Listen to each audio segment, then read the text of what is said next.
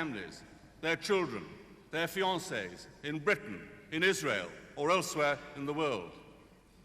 We in the West should never forget that by keeping alight the beacon of freedom, we provide hope, inspiration, and encouragement for the peoples of Eastern Europe. One of my most moving experiences as Foreign Secretary was when in Warsaw this spring I visited the grave of Father Populuszka, and I found myself carried forward to the graveside by a throng of people bearing flaming torches to light up the night, saying prayers, singing their national anthem. And I listened to people of the country for whose freedom we went to war in 1939, chanting, "Viva Anglia! Viva Anglia! Long live Britain!" It was a deeply moving reminder of the eternal values that lie at the heart of our society, of the values for which our country, for which Britain is seen to stand. It was a reminder, too, that under this Conservative government, the name of Britain once again stands high around the world. It is that standing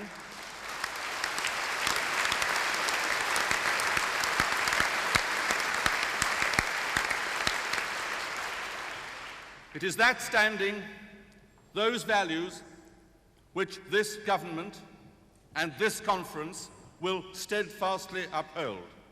With your help and your support, with an unshakable belief in the greatness of Britain, let us continue together the task of building a safer and more peaceful world.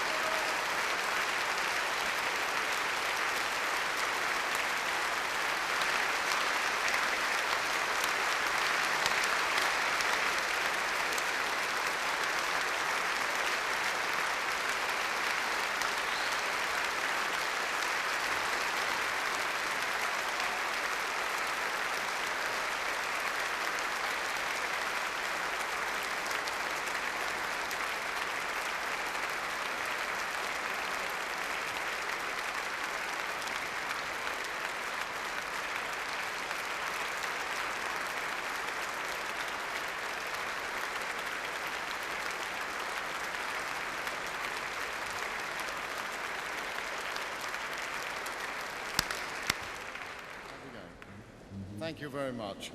I now put motion 369 to this conference. All those in favour, please show. Are there any against? Yes. I see several on the right. I declare the motion is carried with an overwhelming majority. Jeffrey, when you began your speech, you went through your team and you gave them some characteristically nice and graphic comments. But we do know that the team depends on your leadership. And having seen you so often on the television screens, traveling the world in the interest of this country, we know that you're a doughty fighter for this country who won't duck any issues. Thank you very much indeed, and good luck to you.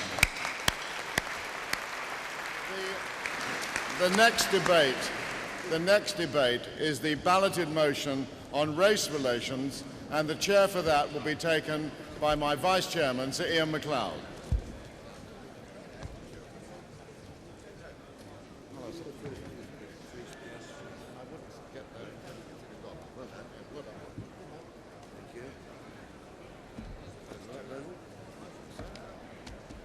Salvage those slips, please. Thank you very much.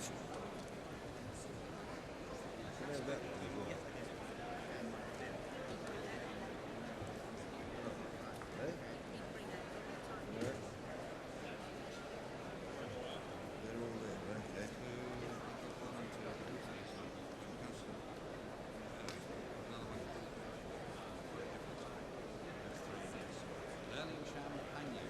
Yes, 2, 3, and 4, right?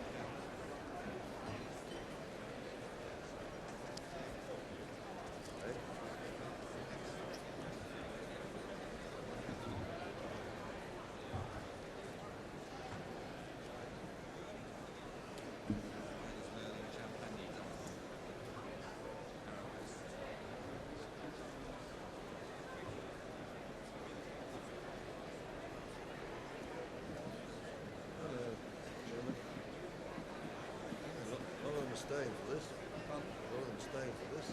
Yes, I ought to say it's like We've looked at this picture. It's very clever. Looked at this picture to try and keep some sensible people. I know most of them, so.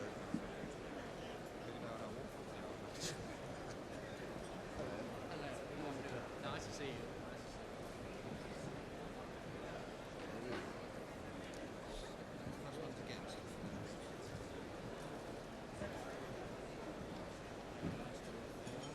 Yes. Thank you. Are you ready?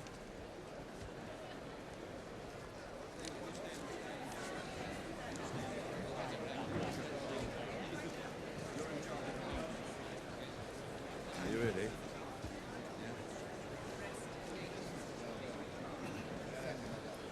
You ready, Russell? You ready? yes, 48. Good afternoon, ladies and gentlemen. We now come to the balloted motion on race relations, which is motion number 834 in your handbooks. 834 in your handbooks. The motion will be moved by Mr. Nicholas Bourne on behalf of the Epping Forest Conservative Association, and Mr. David Waddington, QCMP, Minister of State at the Home Office, will be replying to the debate. After Mr. Nicholas Bourne has been spoken, I shall be calling Mr. Mark Batchelor, then Lurline Champagnie, and then Councillor Mary Lee. Can we have Mr. Nicholas Bourne, please?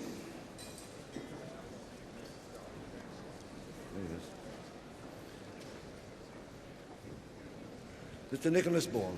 Thank you. Mr. Chairman, ladies and gentlemen, in proposing this motion this afternoon, there are two essential strands of Conservative policy that I wish this conference to endorse. First of all, a strong and clear immigration policy, and secondly, the promotion of good race relations. First of all, a strong immigration policy. Now, historically, this country has taken in Flemish weavers, glass-blowing Huguenots, trading Jews, working Poles, and people from the old and new Commonwealth. And looking at our new chairman and the Prime Minister, it's reassuring to see that there's still some of the old warrior Viking spirit there too. But there comes a time, ladies and gentlemen, when the drawbridge has to be taken up. So it was in 1984 that we had the lowest number of immigrants accepted for settlement in this country since controls began. It is also true that this government has given no quarter to illegal immigration, and both of these things are in the interests of all our people. The British Nationality Act, passed by this government, defines British nationals clearly for the first time, and that is important because it is from nationality that rights and duties flow. And that brings me on to the second strand of this motion. Because as long as there is equality before the law, equal rights and equal duties, that is the true and sound basis for good race relations. Equality before the law means that the law must be obeyed whether it is Brixton, Birmingham, Bournemouth or Belfast, whether it is Toxteth, Torquay, Totnes or Tottenham. And so I hope that this conference can send a clear message to Bernie Grant of Tottenham, because no clear message has gone from the Labour Party. There will be no no-go areas in British cities, and we know very well that there was only one thing that held the line between a community and a community ripping itself apart on Sunday night, and that was the boys in blue.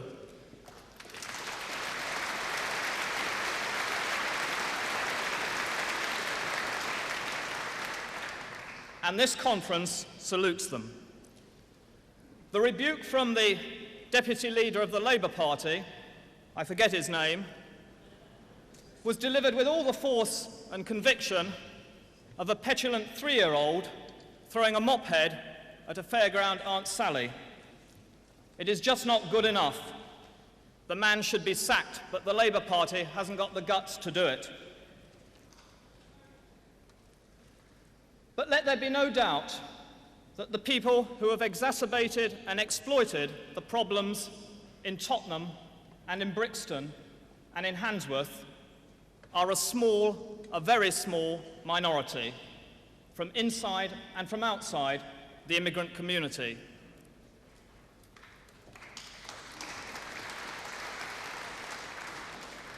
Beyond them, there is a massive majority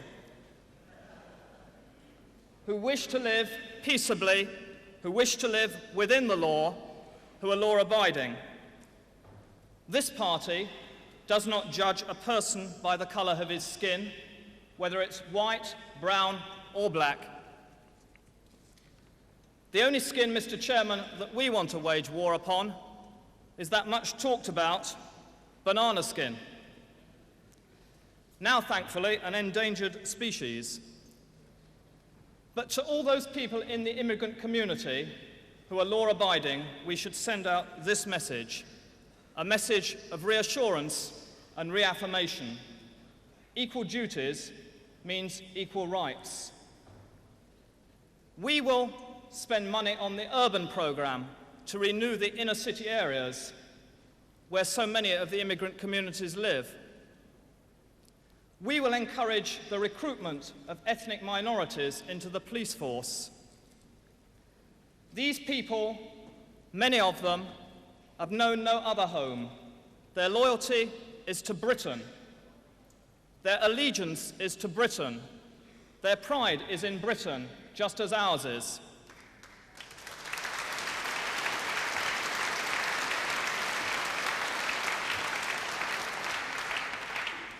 This flag, the Union Jack, is as much theirs as it is ours.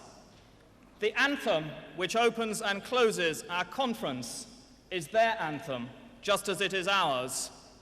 One law, one anthem, one flag, one people. Mr. Chairman, I beg to move this motion.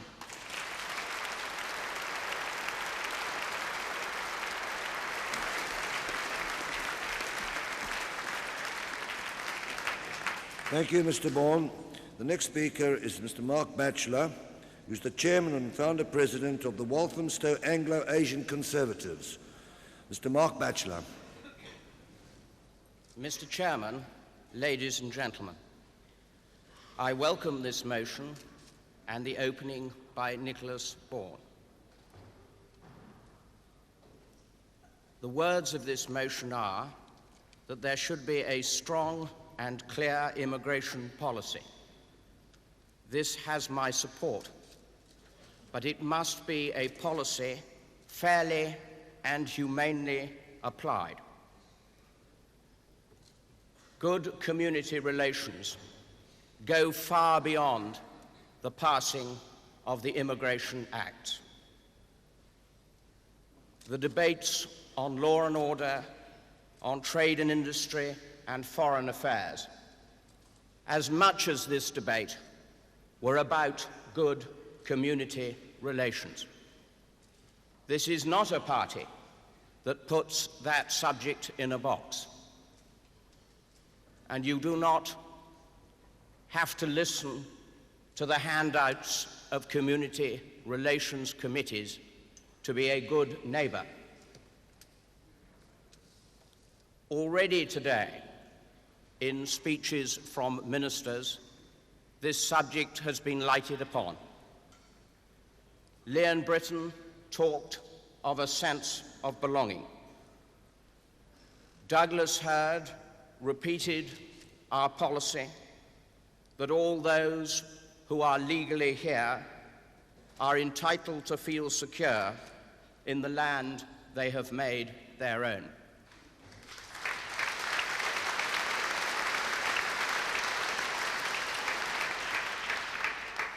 That is Conservative policy and a major part of our beliefs towards everybody in this country.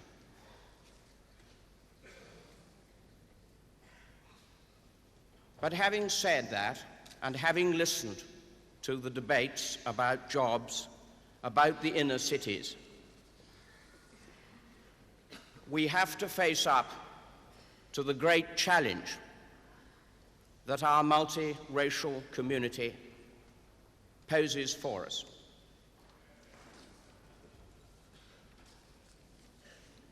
And we all of us, whether in our political associations, encouraging all members of our community to join in, or whether it's at our workplace, we all have to do our bit. And going on to what was said in the Foreign Affairs debate, we heard reference by Geoffrey Howe to the eternal values that this country has always followed and this party promotes. The name of Britain will not stand high unless we meet this particular challenge. I look forward to the wonderful opportunities that a multiracial Britain could bring us. And I know, from all the time I've been in this party, that the Conservatives, and only the Conservatives, can meet that challenge and bring hope to those areas which need a chance and a ladder of opportunity, which is the root of what we're trying to do and our policies.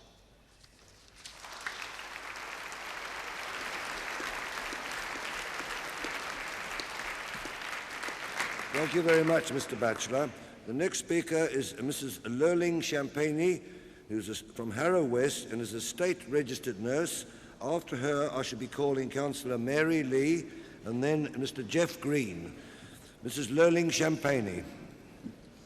Chairman, Minister, ladies and gentlemen, after this morning's debate on law and order, for which I was well prepared, I feel there is very little yet to say, but just what I will add to the whole poke affair. Race relations simply means getting on with people of different races. Britain is a multiracial society built up of all nationalities, creeds and kinds. You cannot legislate for people to get on with their neighbors or indeed their mother-in-law.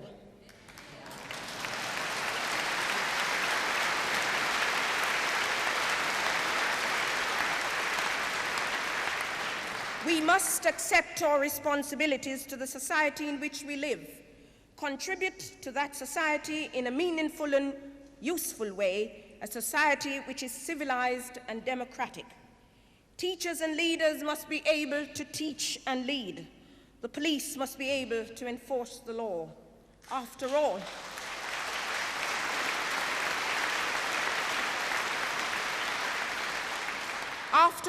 the year-long miners' strike might have been settled in a day if the law was applied. Then Arthur Scargill would have been arrested for a breach of the peace, an incitement, and still be serving his sentence.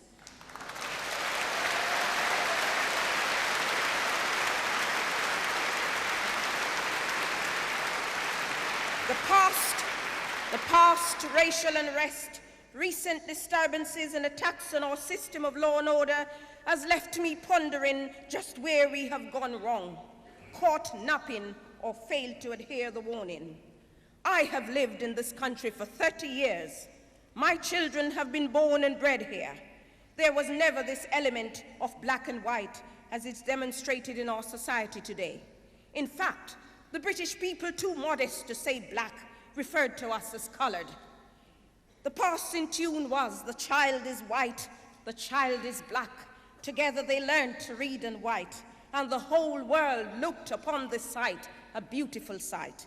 Many parents are stunned and horrified at the behavior of these young people, who incidentally have been educated by this system. And in most instances,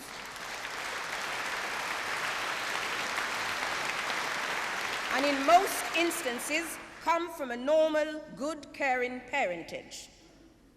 Youths in general, especially black, are influenced by the infiltration into the society of Marxist groups who are being used as weapons by these groups. Many parents are going through hell with their youths who brand them skimmies and pro-whites. We must track down and destroy these evil people in our society. No person, black or white, rich or poor, employed or unemployed, housed or homeless, will accept this atrocious, unforgivable behavior. We must all join together to stamp out corruption, crime, and lawlessness in our society. We must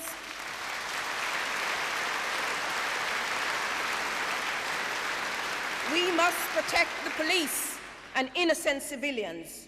We must train the police to deal with sensitive issues. After all, some of these lads are barely getting used to leaving their moms. We must put parents back in charge, remove some of the state interventions, and encourage more parental control.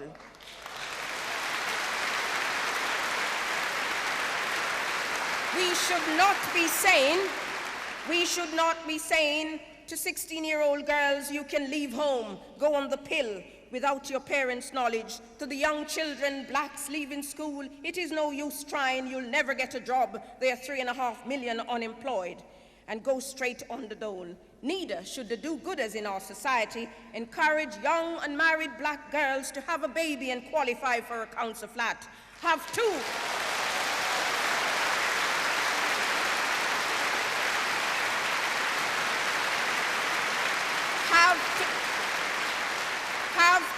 and get a larger flat, 3 and 4, and you may qualify for a council house and supplement to go with it. Now, with special reference to Mr. Grant's way of thinking, and in fact, I was beginning to think that the Tory conference have abandoned me and have turned their eyes on Mr. Grant. For goodness sake, think of me, a law-abiding citizen, and not Mr. Grant.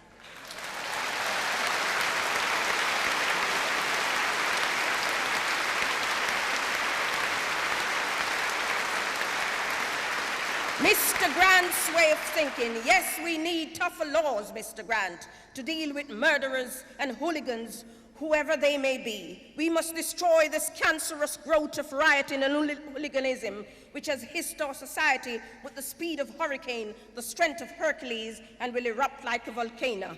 Mr. Grant, if your ambition to enter Parliament will be to represent a people of murderers, rioters, looters, muggers, and such like, thank God you're in the Labour Party and not the Conservatives.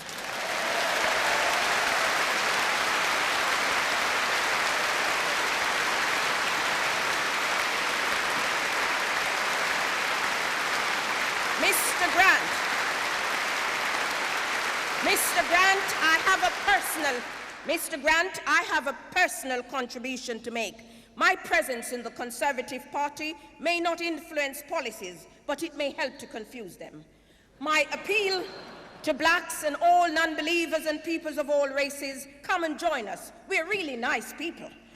Produce a challenge. It may not be a bad idea to adopt the principle of when in Rome you do as the Romans. This will help race relations, not damage it.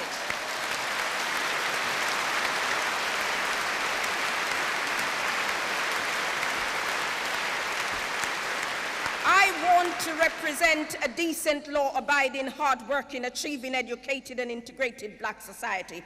I want to see my children, grandchildren, and all generations, after living in a society where they're judged by, living in a society which they're judged by who they are and what they contribute, and not by the color of their skin. Thank you, Mrs. Shipman. Thank you. And my last word before I leave the platform is, I am Conservative, I'm black, I'm British, and I'm proud of all three.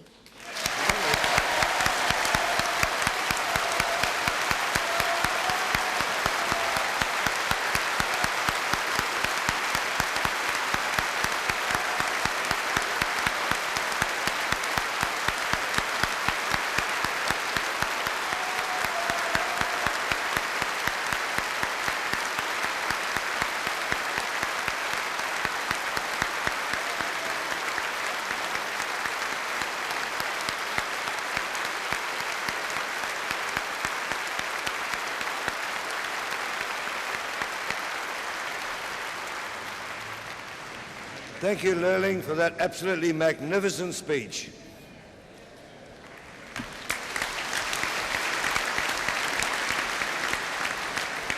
I now call upon Councillor Mary Lee, who is the leader of the opposition, that's the Conservatives on the Lambeth Council, who speaks for the motion. After her, I will call Mr. Jeff Green, and after Mr. Green, I call Mr. Andrew Rowe. Councillor Mary Lee. Mr. Chairman, ladies and gentlemen, we've a great tradition in this country of welcoming immigrants. Generations on generations, from the Huguenots mentioned earlier to the Iranians more recently, and each has contributed to our society, from philosophy to cuisine, from polo to religion and to vocabulary. We have an unemployment problem, we have strain and stresses in our social services, and we must control immigration strictly. I think the government have the balance about right. I think Home Secretary, I think Home Secretary, and I would beg of you to remember the humanity of this country when using your discretion in deciding whether some immigrants be allowed to stay or whether they not be allowed to stay. But as a party, we must remain, as we have always been, colourblind. Like justice, blindfolded, we must give justice to all our citizens, irrespective of their colour. I'm put in mind just now of that general election poster, which certainly I saw, which had a picture of a black man on it, and it said next to him, the Labour Party say he's black, the Conservative Party says he's British, and that's the difference between the two parties. We must stamp out prejudice and we must stamp out discrimination, but we must also recognise that there is a new movement towards positive discrimination, not white prejudice against black, but black prejudice against white. And discrimination is wrong, whoever uses that discrimination.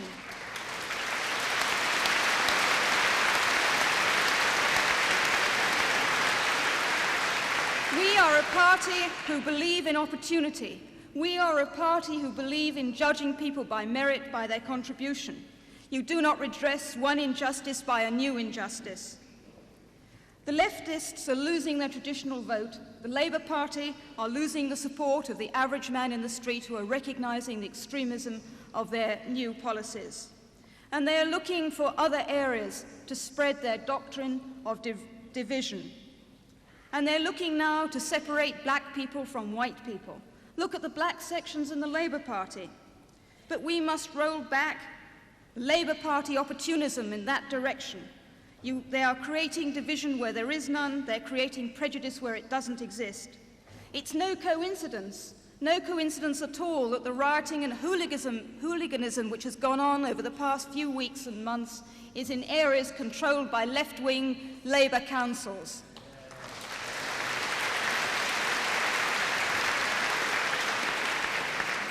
We in this great party believe in individual freedom, in personal achievement, and above all, equal opportunity.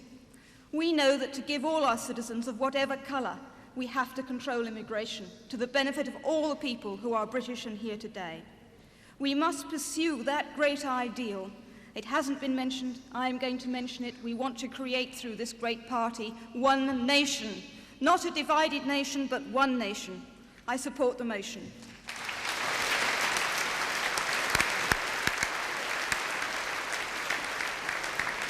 Thank you, Mary. The next speaker is Mr. Jeff Green, who is National Vice Chairman of the YCs and a former member of the Merseyside Community Relations Council.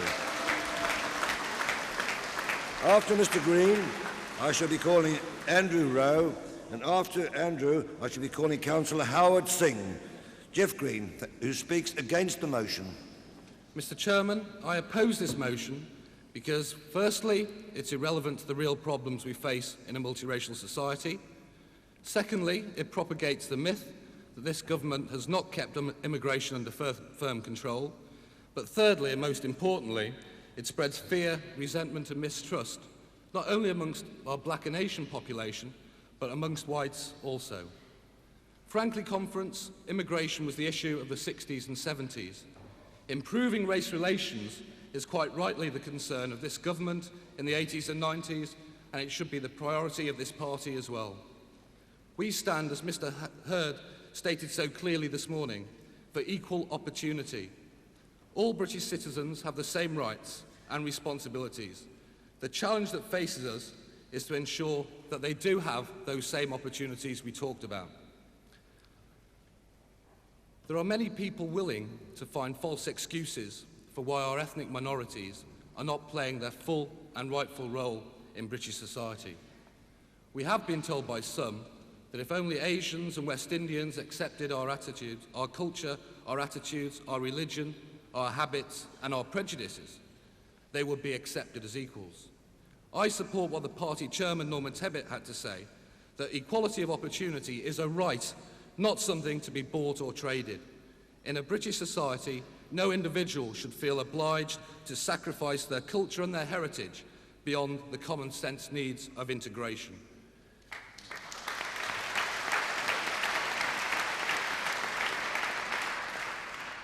That, ladies and gentlemen, is why we are the party of the individual, in which achievement and status is based on merit, not on background. We in this party have and will kept rejecting the prophets of doom. All the constituency associations who keep giving platforms to Enoch Powell must be aware, as should the people watching this conference, that he is not a member of the Conservative Party.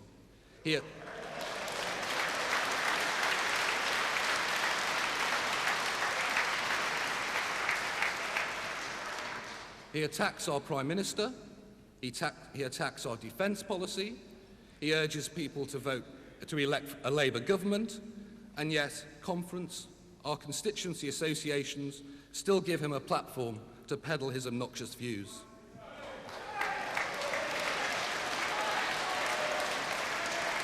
Conference, every time we allow him to do this, we are giving Bernie Grant and his fellow black racists the water in which they can swim.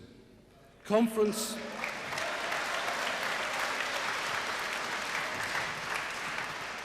I appeal to you not to give the extremists any more recruits to their cause.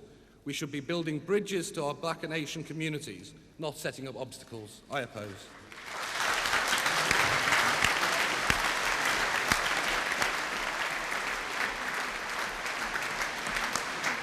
Thank you, Mr. Green. The next speaker is Mr. Andrew Rose, the Member of Parliament for Mid-Kent, who speaks for the motion, and after him will be the last speaker, Councillor Howard Singh. Mr. Andrew Rowe. The Conservative Party, Mr. Chairman, stands for the individual. Conservatives believe in the worth of each individual in each and every family. Not for us, the dehumanizing classification of people into categories, the capitalist swine or the fascist pig, labels deliberately brought into common use by the Labour Party as the first step to destroying public support for anyone who saves a part of their earnings or who risks life and limb as a member of the police force. Our philosophy is completely right on this, and our record in following it is not bad, but there is one area in which we do not do very well. The arrival in Britain of significant numbers of people with skins of different colour has surprised too many people into thinking of them as some kind of monolithic alien group, first as immigrants, now as blacks or Asians. To think this is to open the door to prejudice, to introduce into our conversation telltale phrases such as "these people" or "just them." Each time we do that, we make it easier to forget what Ambrosine Neal reminded us of so eloquently yesterday, that parents with black skins want for their children the same as every parent. It makes it easier to bespatter the respectable law-abiding majority with the despicable behavior of the tiny hoodlum minority. Yesterday, I saw a photograph of a black policeman in uniform visiting in hospital his white colleague, whom he had rescued in the Tottenham riot. Would Enoch Powell, I wonder, be seeking to bribe him to go somewhere else?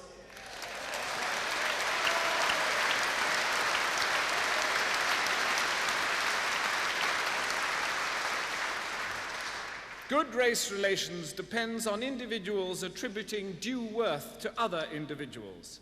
Mr. Chairman, we have to recognize the sad and dangerous fact that this is not happening widely enough or fast enough in Britain. We know, for example, that it is 15 times harder for someone with a black skin to get a job for which he is fully qualified than for someone with a white one. In such circumstances, not only do the pupils in school lose heart, but so do their teachers. And since discrimination on such a scale is clearly the result of labeling, the young themselves seek mutual support and consolation by taking up the label and bury themselves into exclusively black groups, among whom agitators move freely with increasingly dire results. We have to reverse that trend. We have consciously and deliberately to prepare teachers, parents, and school children, the employees, the employers, and workmates of tomorrow, for a society in which people are valued for themselves, not by their label, and that endeavor has to be nationwide. All schools have a job to do in this field. When children in rural schools are asked to write about race or color, they reveal a vein of ignorance and prejudice which bodes ill for the future. How can we hope to have genuinely fair recruitment to jobs, genuinely equitable housing allocation, genuinely conservative even-handedness, such as we all believe in, if most of our school children in most of Britain are never asked even to consider the important changes which have occurred in the makeup of the society in which they are growing up? There is room for argument as to how it should be done. There is no room for argument that it must be done. I urge upon David Waddington and upon Keith Joseph the urgency of adopting a policy of education for a multiracial society for all our children, no matter who they are or where they are.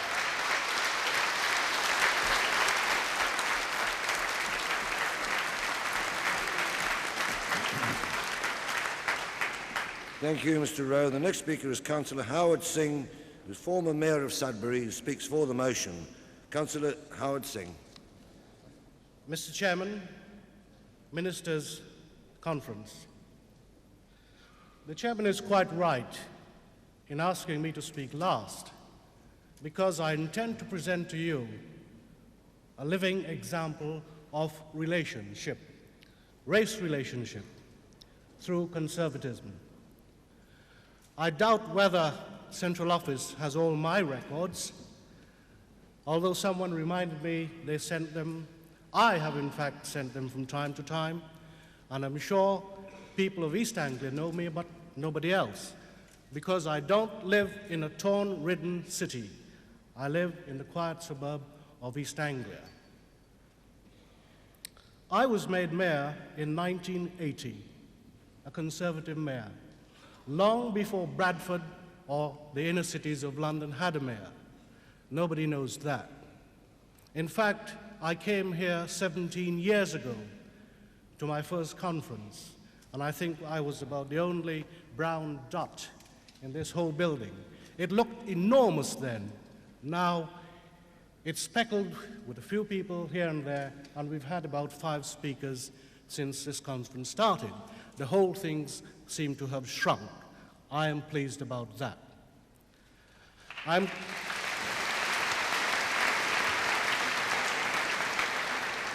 What I have achieved, Mr. Chairman, is not by showing the color of my skin, but being accepted like one in the community. And that's the way it ought to be.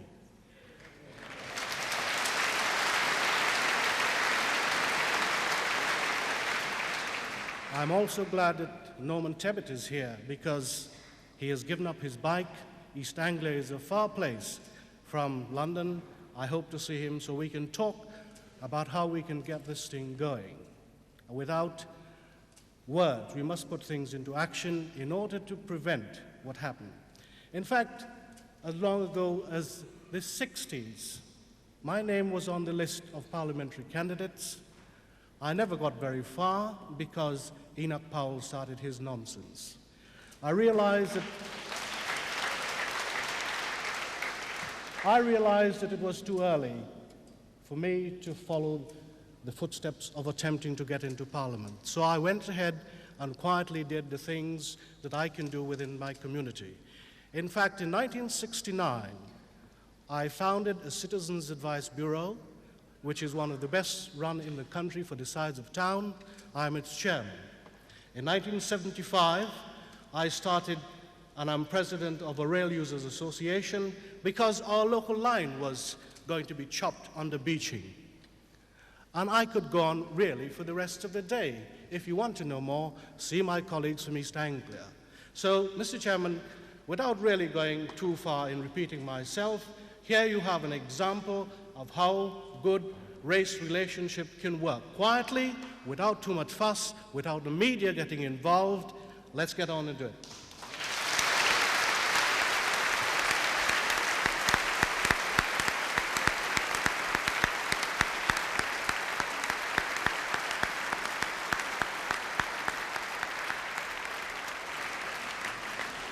Thank you very much, Mr. Singh. I think, ladies and gentlemen, you'll agree this has been, the level of debate in this subject has been very high, and I congratulate all the speakers who have taken part.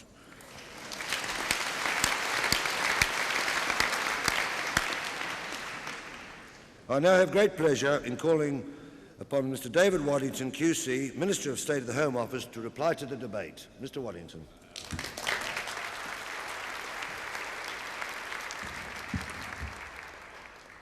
Mr. Chairman, the last time I made a speech at Blackpool was when I was invited to switch on the illuminations. And as the last person before me to perform that task was Red Rum, it was a great honor. I don't expect to be able to illuminate today's debate as well as I did the people of Blackpool that night, but I may be able to clear up just a few misconceptions.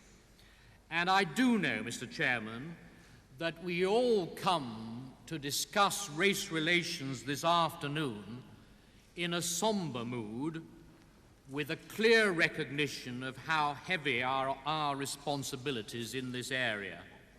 And when I say our, I don't mean just the government's responsibilities, but the responsibilities of all members of the community. One thing I can make plain at the outset: this government stands for firm control of immigration. I can accept this resolution unhesitatingly. We live in an overcrowded island, one of the most densely populated in the world, in terms of housing, education, social services, and of course jobs. This country could not possibly support all those who want to come here. I have spent a lot of time during the last 2.5 years going around the country, visiting people who came here or whose parents came here from the new Commonwealth and Pakistan, and I haven't the slightest doubt that most members of the ethnic minority communities themselves recognize the need for firm control and realize that there could be no surer way to worsen community relations than to relax the rules on entry, which we have so carefully reinforced since 1979. But let's be clear about one thing, ladies and gentlemen. It is Labour's plan, it is the plan of the Liberals, it is the policy of the SDP to do just that, and we mustn't let the people forget it. These controls which we've strengthened and which our opponents have promised to dismantle, wholly or in part, have resulted in a fall in the number of people coming here for settlement every year since 1979. And indeed, as Nicholas Bourne pointed out, in 1984, fewer people were accepted for settlement than in any year since control of Commonwealth immigration began back in 1962, more than 2 decades ago. Last year, in fact, more people went back to the West Indies than actually came here. And those who think that there is ample scope for still more restrictions on immigration from the new Commonwealth and Pakistan may not know that last year the majority of people accepted for settlement here didn't come from the new Commonwealth and Pakistan at all. A very substantial number came from the old Commonwealth, from Australia, New Zealand, and Canada, and the rest came from Western Europe and other countries throughout the world. Now, I expected a lot of questions to be asked about the detail of the control this afternoon, and therefore you will be blessed with a shorter speech than I intended to make because you haven't asked all those difficult questions. But I confess that there are aspects of the control which worry me, and therefore I assume that they're bound to worry some of you. I don't deny, for instance, that the provisions allowing the entry of spouses give some scope for abuse. There are cases where people who otherwise wouldn't get in contract marriages in order to do so. And that is why, ladies and gentlemen, we've got what we call the primary purpose rule. The rule which requires a man to satisfy the authorities that his real purpose in marrying isn't just to get into Britain. There could be no better illustration of the complete irresponsibility of the Labour Party than their pledge to remove that necessary protection against abuse of immigration control. I don't believe, and I don't believe anybody in this hall believes, that we could possibly have a complete ban on the entry of husbands. It would be strange indeed if an English girl, on marrying an Australian, hadn't the choice of either living in Australia with her husband or living here. It's equally inconceivable that we should have a complete ban on foreign girls whom British citizens marry. I've never yearned to marry a Canadian, but if I had, I would have expected to be able to live with her here if I'd wished to do so. And so far as the admission of the families of men settled here, it would be a serious step indeed to take away from men settled here the right to have their families join them. Many have that right by statute. All were accepted for settlement on the basis that they would be able to bring in their families, and to take away that right would be to renege on promises made by successive governments. What, of course, we can do, Mr. Chairman, is see that young men don't marry women overseas and then bring their wives here when they've got nowhere to live, and when they're both going to become a charge on the state, and when they're both going to demand accommodation from the local authority.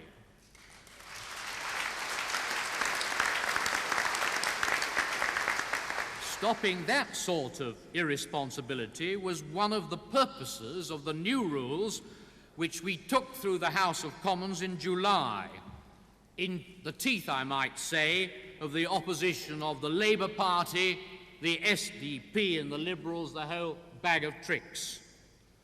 So one message ought to go out loud and clear. If you want to drive a coach and horses through our immigration controls, if you think that it's in the interests of the community, if you think that it's even in the interests of the ethnic minority communities, if you think it's in the interests of race relations to slacken immigration control, vote Labour. If you want Labour policies on immigration without having to go through the unpleasant experience of voting for a Labour candidate, vote Alliance. It'll have the same result.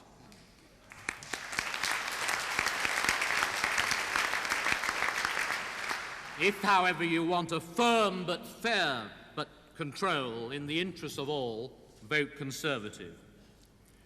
But there is another message which must go out from this conference. and it is that people who have been allowed to make their homes here are equal before the law and have all the rights and bear all the responsibilities of citizens of Britain. In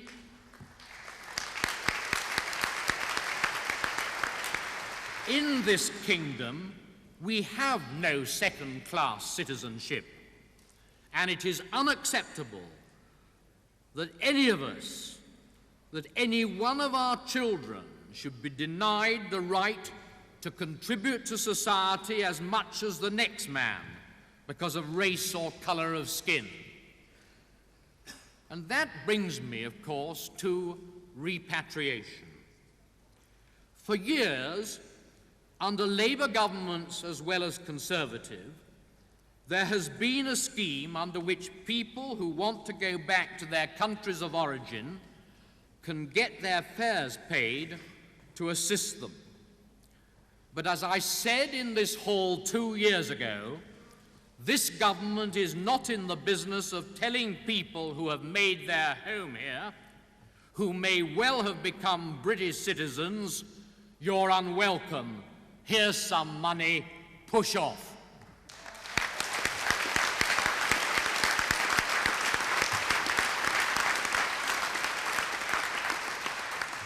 Furthermore, those who call for a massive campaign of repatriation with resettlement grants running into tens of thousands of pounds, and I can't see many people going for less, really must face up to the fact that there is no possibility whatsoever of what they suggest producing the end result they apparently desire. They really must face up to the fact that nearly half of all those in this country who have skins of a different colour to my own were born here.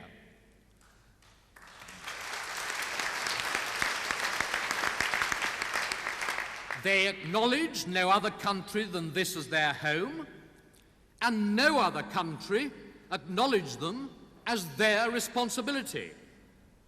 The most lavish repatriation program one could possibly imagine would therefore still leave Britain with very large ethnic minority communities throughout the land, and particularly in the inner cities.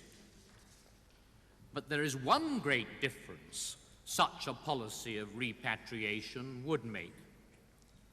Not only, Mr. Chairman, would we have insulted grievously those who have come from overseas and made a great contribution to our national life, not only would we be seen to be trying to rid ourselves of individual men and women who we allowed to come here legally and who have lived here since peaceably as decent citizens, attempting repatriation of the type, the scale, which has been hinted at by some, would not succeed, but in trying to implement such a policy, the great majority of the ethnic minority population who would remain could become so alienated from the rest of the community that the chances of building one nation in which people of differing ethnic backgrounds could live in harmony together would be gone forever.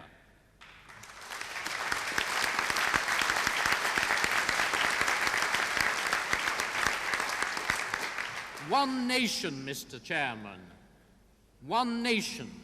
What a theme for a Conservative audience, a theme picked up by Mrs. Lee in her speech. That's a theme which should appeal to all. Yet there are so many outside this hall who are so determined to see division, not unity, strife, not concord. I'm not going to waste my breath condemning the obscene outrages that have occurred in recent weeks. Enough to say that the sort of behavior we've seen in our inner cities recently cannot be tolerated, and we're not prepared to see our streets turned into battlegrounds, to see policemen murdered, and decent people driven out of their homes and frightened out of their lives. We have, of course, to ask ourselves why young people in Handsworth, Brixton, and Tottenham, white as well as black, young people who have been privileged to be brought up in Britain. Privilege, yes.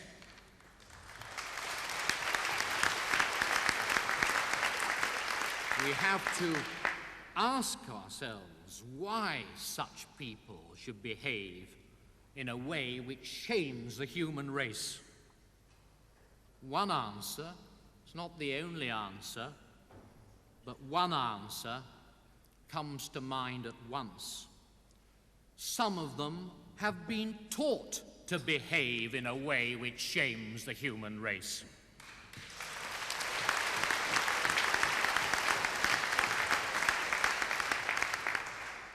I ask you, members of this conference, what are young people supposed to think?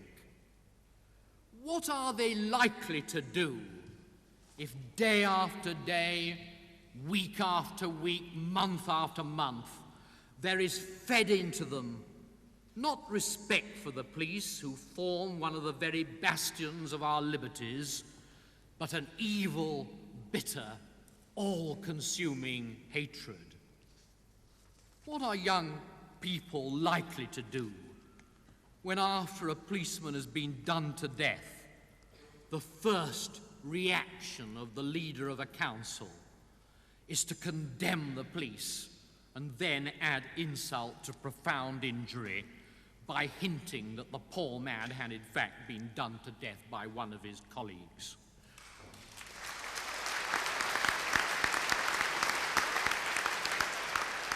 What, Mr. Chairman, are young people to think when they learn from the newspapers this morning, if they read them, that Bernie Grant isn't an oddity on the Haringey Council? I've just been shown a copy of a report in The Guardian today which shows that one brave member of that council, one brave Labour member of that council, got up and moved a resolution to censure Bernie Grant. He could not even get a seconder for that motion.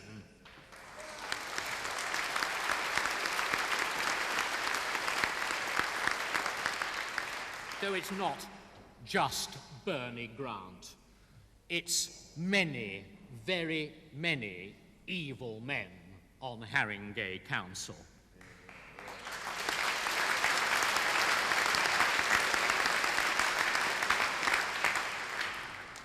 And I have to say this also, Mr. Chairman. What are young people supposed to think and likely to do if a person like Gerald Kaufman, who aspires to hold the honourable office of Home Secretary, spends a good slice of his time sneering at the police, deriding them in all the work that they do?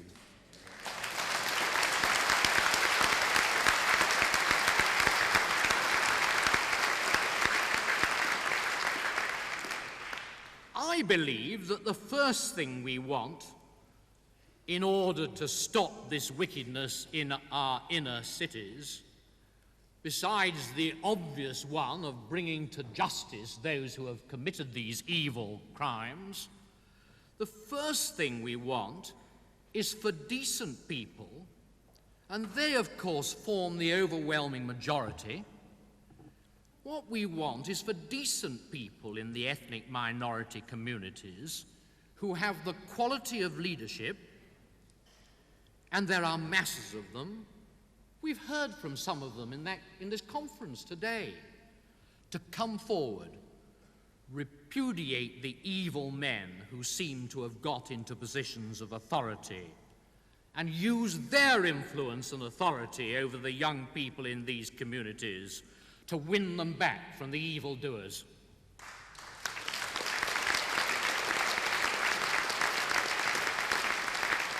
What a speech we heard today from Mrs. Champagnie. She's one who can do it.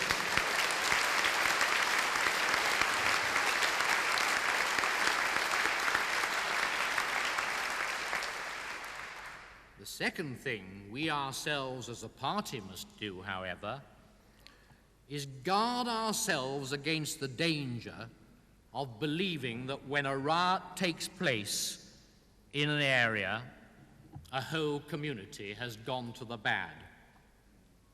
All white youths aren't football hooligans. All black youths aren't rioters.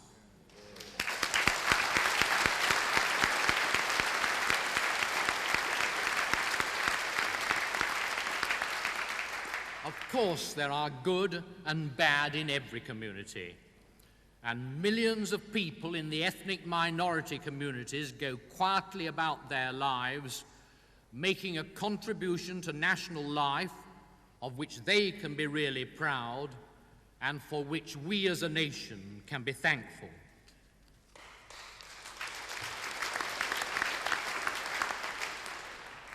Britain, therefore, ladies and gentlemen, is now a country in which people live who have chosen to come here or whose parents chose to come here from all over the world.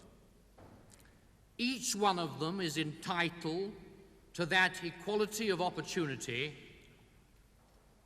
which, as Douglas Hurd reminded us this morning, is a hallmark of conservatism. The challenge which we now face is to make of these different people one nation with all of us bound together by a common loyalty to Queen and country.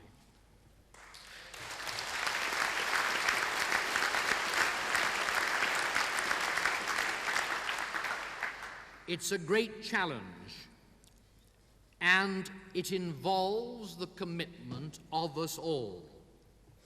But how proud we'll all be entitled to feel when that great aim is achieved. Mr. Chairman, as I've said already, I accept this motion. The government will continue to see that firm control of immigration is maintained, and if further steps are necessary, if further changes in the rules are necessary to meet changing circumstances, we won't hesitate to take them, just as we didn't hesitate to make changes in the summer in response to the situation in Sri Lanka.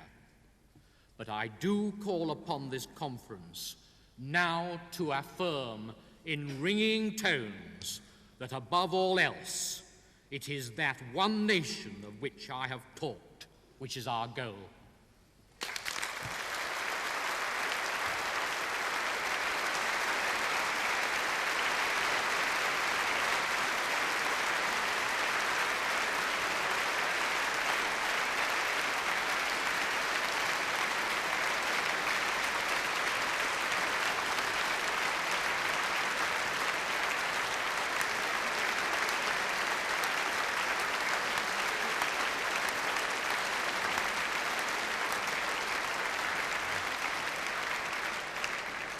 Conference, I put motion number 834 to conference. All those in favour?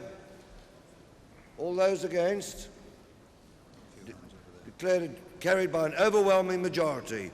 Mr. Waddington, on behalf of everybody here, may I thank you most warmly for coming here and giving us such a frank and interesting reply. Ladies and gentlemen, before you go, I have one or two announcements to make. Can I congratulate you on the fact that you took so few parcels away last night? It makes the job of coming in here very much easier in the morning.